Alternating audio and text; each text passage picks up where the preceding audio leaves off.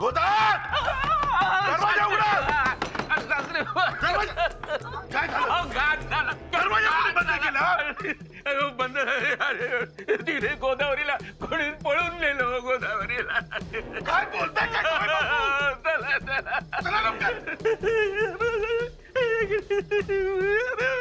अहो नीट काय ते सांगा. तुम्ही काय सांगतो. मी इकडे असं झोपलो होतो. एकदम 4-5 जण आले माझ्या मानेवर तलवार ठेवली. मी कडबडून जागा झालं. बघतो तर ते आपल्या गोदावरीला घेऊन जातो. गोदावरी नेली तिला. सासरी बुवा नेली.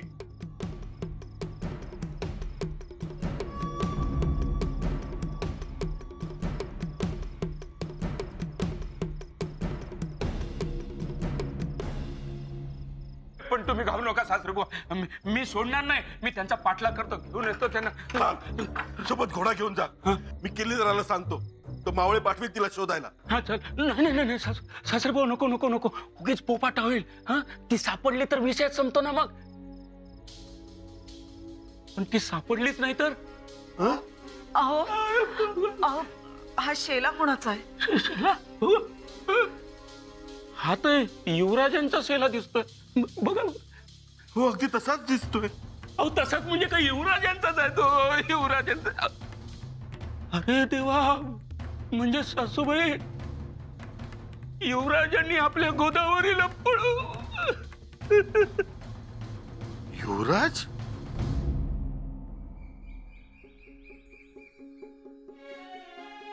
खूप बरं वाटलं. आज मनासारखी पूजा झाली. आम्हालाही प्रसन्न वाटलं. आणि हो तुमच्याबरोबर पूजा करून आणखीनच छान वाटलं. थोरल्या बाईसाहेब.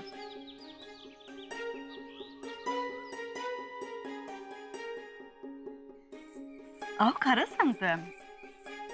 तुम्हाला की नाही पूजेतले बारकावे माहीत असतात. आम्ही त्या बाबतीत अडाणी आहोत. महाराज येणार अशी खबर आलीये. खरं आहे ना? खरंय. खबर काय हल्ली येतच असते. महाराजांचं येणं काही होत. यावेळी त्यांचे वायदे पुढे पुढे गेलेत. आम्हाला वाटतं जंजिराची मोहीम मनासारखी झाली नाही. अगं बाई, काही खबर आलीये का? खबर नाही. जंजिरा काही हाताशी लागत नाही एवढं तरी खरं. मग तर महाराज नाराज झाले असतील. हो तर. अहो केवढा आटापिटा केला होता त्यांनी. मोरोपंतांवर सगळी जबाबदारी टाकली होती. व्यूहरचनाही चांगली केली होती. जंजिरा हुलकावणी देतोय. आला असता स्वराज्यात तर महाराजांना खूप आनंद झाला असता. हो ना. म्हणून तर त्यांचं येणं लांबणीवर पडलंय. नाहीतर महाराजांनी येतो असा निरोप दिला की ते येतातच. राणीसाहेब, इकडे येण्याची वजह खबर तातडीची आहे का? अहो खबरच तसे. काय? गोदावरी. गोदावरीचं काय? गोदावरीला रातच्याला पळून नेलं. काय? कोणी नेलं? अहो तिचा नवरा युवराजांकडे बोट दाखवत होता. बेवजा बोट दाखवतात. बोट राहील का जागेवर? येतो. धाकट्या बाई साहेब, अहो अशा चिडू नका. चुकलं आमचं. पण आम्हाला हे असं बोलणं सहन होत नाही. मागेही अशीच राळ उडवण्याचा प्रयत्न केला होता. पण प्रत्यक्षात युवराजांनी तिचा जीव वाचवला होता. आमचा विश्वास नाही. आमचाही विश्वास नाही. पण खातरजमा करायला पाहिजे. म्हणजे युवराज गडावर आहेत का हे बघून घ्या. युवराजने सांगतीलच होते नव्हते. त्यावरून उलगडा होईल. असले नसले म्हणून काय झालं? आपलं लेकरू असं वागेल? स्वराज्य आहे. प्रत्येक गोष्टीचा पडताळा द्यावाच लागतो.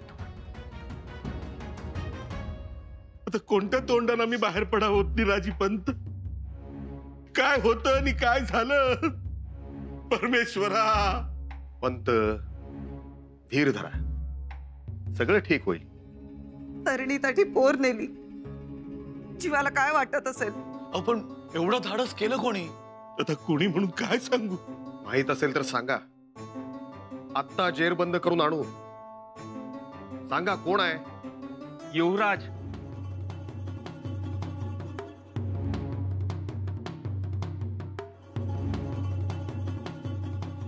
काय बोलताय जावई बापू? युवराज? हो, रात्री उचलून नेली तिला. हो, पण मी ऐक, मी हटलो नाही, घाबरलो नाही मी. काटा म्हणू नका, विंचू म्हणू नका, कशाची पर्वा न करता रात्रभर शोधत राहिलो आणि त्यानंतर हा आत्ता इथे येतोय. लागला तपास? नाही हो सासूबाई, गुंगारा दिला. पण मी घाबरलो नाही या सासूबाई. मी रात्रभर फिरत राहिलो तरी सुद्धा दरी खोऱ्यातून, जंगलातून. हो, पण पंत या सगळ्या मागे युवराजच आहे. सांभाळून बोला. हा? युवराजांचं नाव घेताना 10दा विचार करा. हा. युवराज काय आहेत ते आम्हाला चांगलं ठाऊक आहे. त्यांच्यावर अशी चिखलफेक केली तर जनक्षोभ उसळेल. तुम्हाला काय वाटतं, मी खोटं बोलतोय का? अर्थात. हा? अहो, युवराजांसमोर एखादी स्त्री आली तर तिला देवीची साडी चोळी देऊन तिचा आदर सन्मान करतात. त्यामुळे असले अनाचार त्यांच्या जवळपास देखील फिरकत नाहीत, याची याद ठेवा. हा. सांगा सुरनीस तुम्हीच. ते मला काय माहित नाही. माझी गोदावरी मला पाहिजे. हे पहा, गोदावरी संकटात आहे आणि तिला सोडवणं हे आपलं पहिलं कर्तव्य आहे. पण युवराजांचं नाव घेऊ नका. अहो, जगाला चारित्र्याची शिकवण देणाऱ्याचा तो पुत्र आहे. त्यामुळे त्यांच्याकडे बोट करताना विचार करा. आणि उद्या जर आरोप खोटा ठरला तर महाराष्ट्र दूरच, पण शंभू राजांवर प्रेम करणारी इथली तरुण मुलं तुम्हाला गड उतरू देणार नाहीत. अरे निराजी पंत, अहो बघा, मला आरोप वगैरे काही करायचं नाही. मला तुमचं सगळं म्हणणं मान्य आहे. पण आलोच.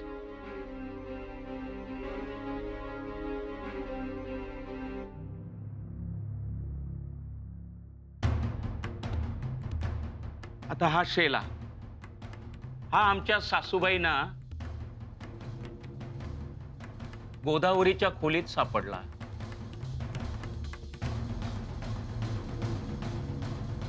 बघा, तुम्हाला ओळखता येतो का कुणाचा आहे तो? हो, हा शेला तो युवराजांचा आहे. मग आता युवराजांचा शेला गोदावरीच्या खोलीत कसा काय आला? बघा.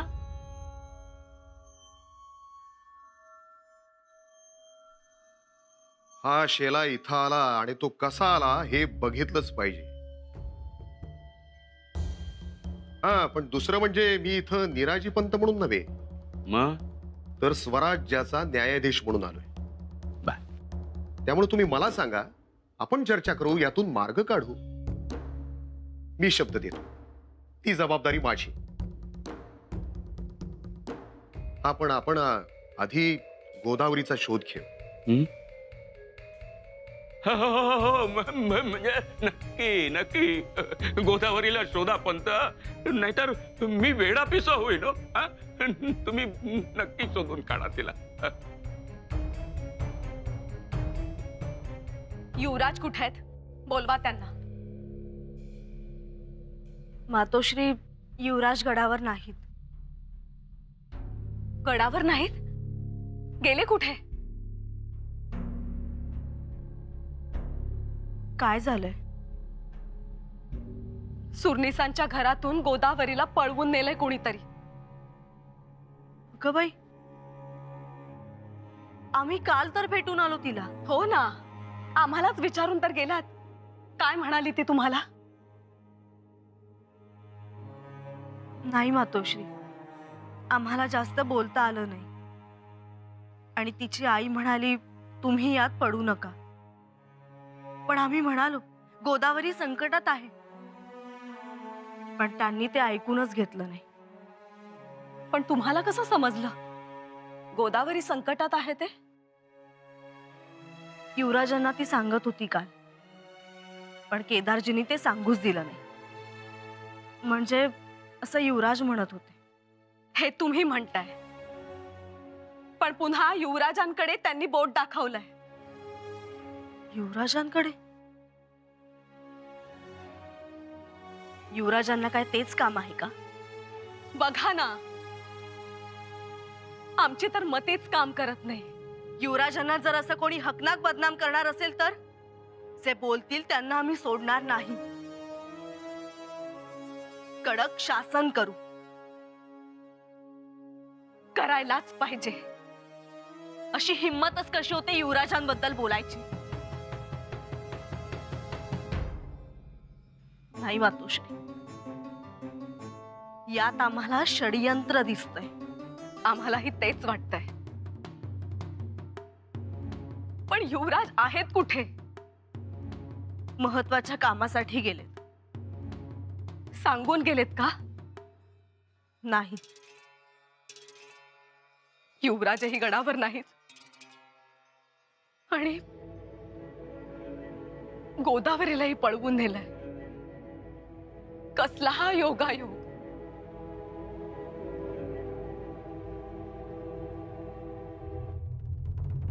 अरे पार भुई सपाट झाला केदारजी.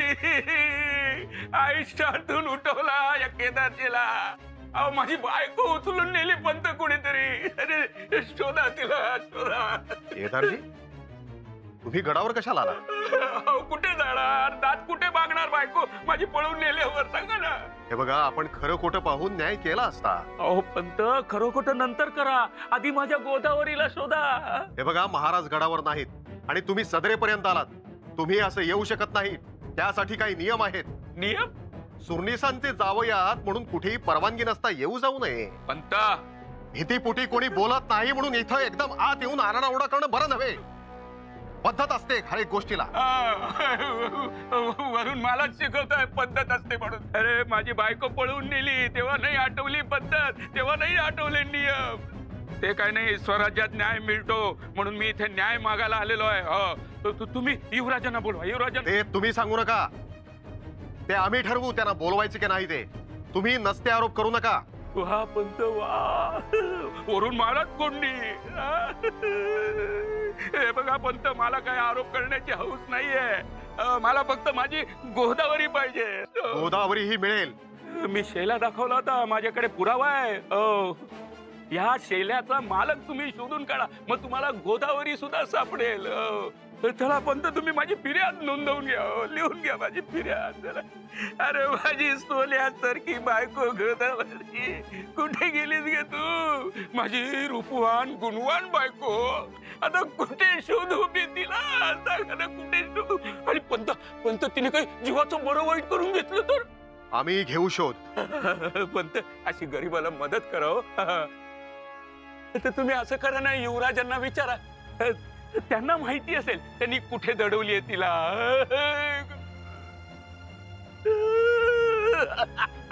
माझी गोदावरी शोधावं तिला. बरबाद झालं मी. काय करू? गोदावरी काय? माझी गोदावरी कुठे? तुम्हाला दिसली का कुठे गोदावरी माझी?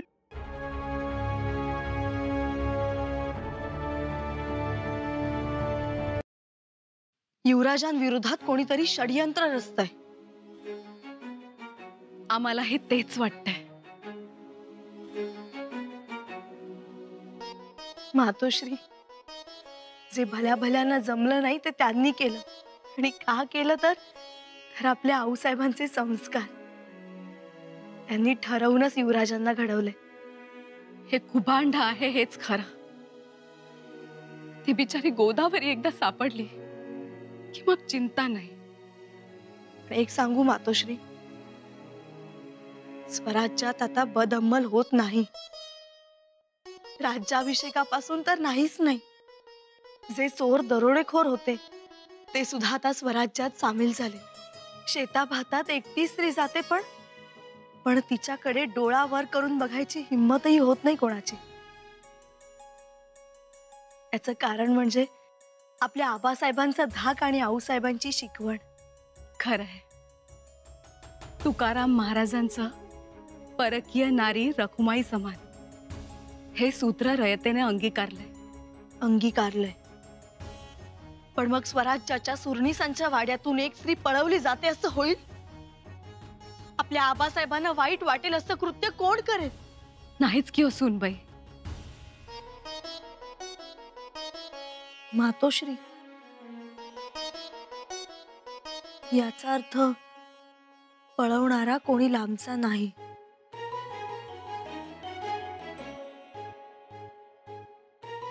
कोण आहे बाहेर?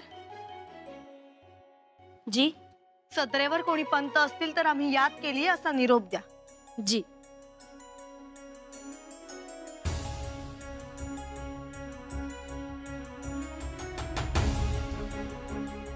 सूनबाई, तुम्ही जे बोललात ते आमच्या ध्यानी आले नाही.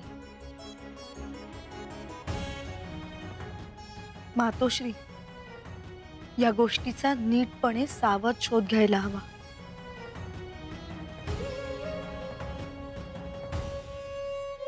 काय गोंधळ चाललाय? अहो, तो केदारजी आलाय न्याय मागायला. नुसता गोंधळ घातलाय त्यानं. त्यात महाराज गडाच्या रोखाने यायला लागलेत असा निरोप आहे. अगं बाई, तुम्ही त्यांची तक्रार घेतलीत? हो. त्यांना समजावून सांगा, गडावरून खाली पाठवा. एकतर एवढ्या दिवसानंतर महाराज गडावर येत आहेत. आल्या आल्या त्यांच्या कानावर ही तक्रार जायला नको. जी, आपण चिंता करू नका. मी समजून सांगतो त्याला.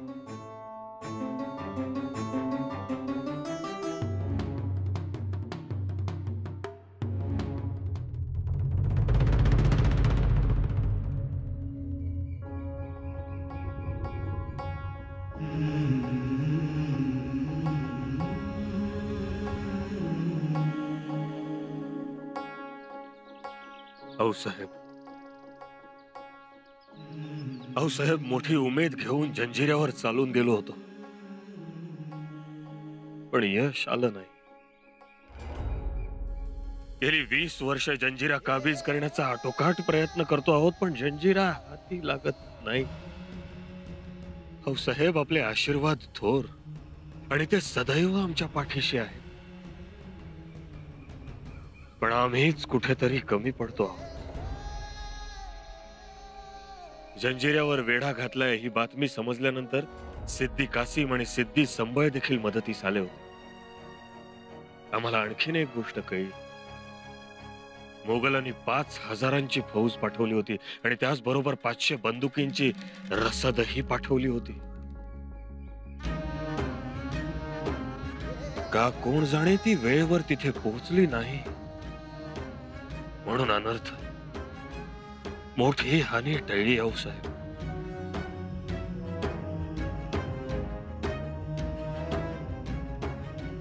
आऊसाहेब, तुमच्यापाशी मन रित केलं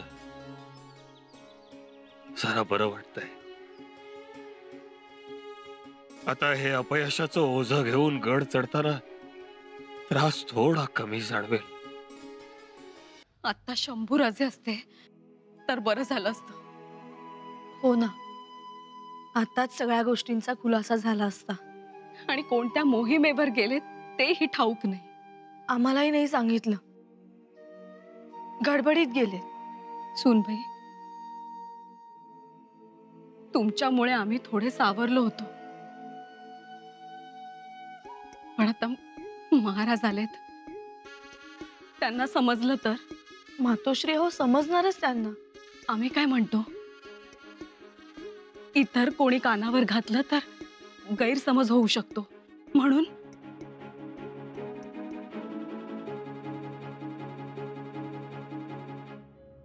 केदारजीला समजून सांगितलं, ऐकतच नव्हता. शेवटी कायद्याचा धाक दाखवला तेव्हा गड उतार झाला. आडगेपणा चाललाय. सुरनिसांचे जावई आहेत म्हणून खरं तर, पण पाठवला त्याला.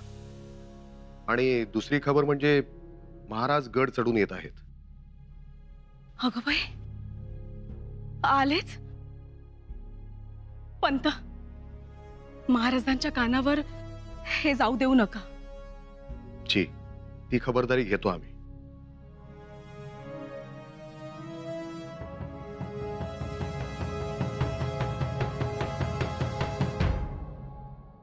मातोश्री आता